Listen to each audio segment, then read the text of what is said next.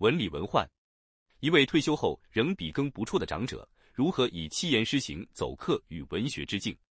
一段跨时代的忘年情谊，如何在字里行间生根茁壮？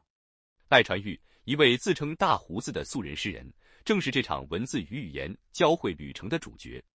相遇语言的起源。2022年寒假，笔者正投入课语中高级认证的密集培训课程。那时因疫情影响，大多课程改为线上，反倒成了我这位视力不佳者的学习契机。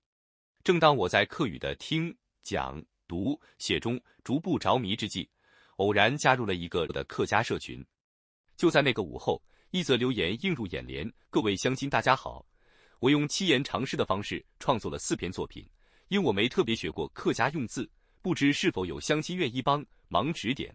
发言者昵称大胡子，正是赖传玉先生。我自告奋勇地接下这项挑战，到这一看，竟开启了一段不分年龄、超越地理的深厚交情。他叫我文哥，我喊他赖大哥。虽然他只比我父亲小1岁，却总说达者为师，彼此在文字中学习、切磋、鼓励。多年来，他创作不辍，我则成为他最早的读者与修改建译者。一次次的诗稿往返间，我的课语能力突飞猛进，也顺利通过中高级认证。这段彼此砥砺的诗友情谊，成为我课语之路上最珍贵的礼物。诗句人生从童年写起。民国42年1953 11月20日，赖传玉出生于苗栗县公馆乡处黄。童年因父亲任职石油公司，搬至苗栗市定居。小学5年级时，因考试与运动表现优异，祖父买了一台脚踏车奖励他。未料在一次放学途中，因一位女同学冲出擦撞，但师长不分青红皂白的责骂，其愤而提笔写下内心不满，投稿国语日报，没想到文章竟被刊出。自此，他对写作产生强烈兴趣，也奠定了文字表达的自信。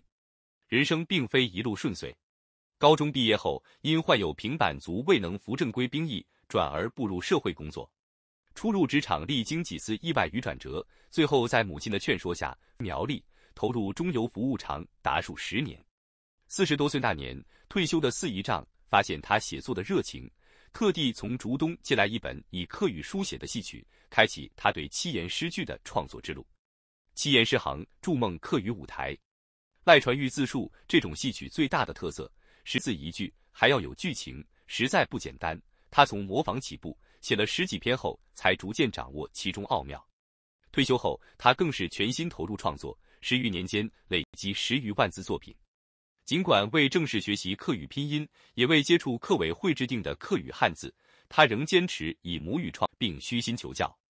每将新作第一时间交予笔者审阅，总叮嘱文中若有错，千万不要直接改，一定要用括号注明正确用法，这样我才学得会。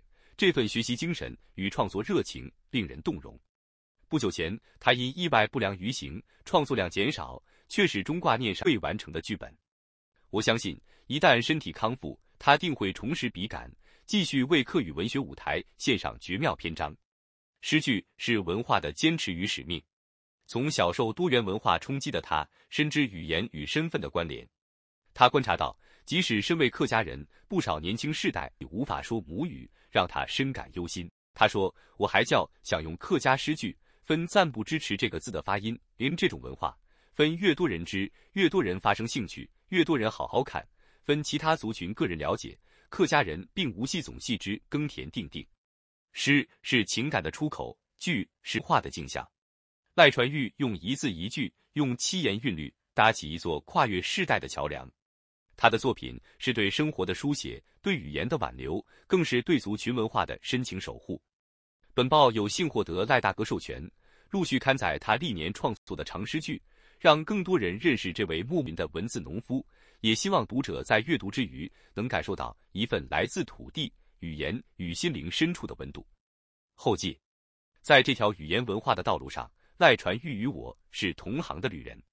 他以诗，我以笔；他以剧情描绘世间百态，我以文字记录他的人生风景。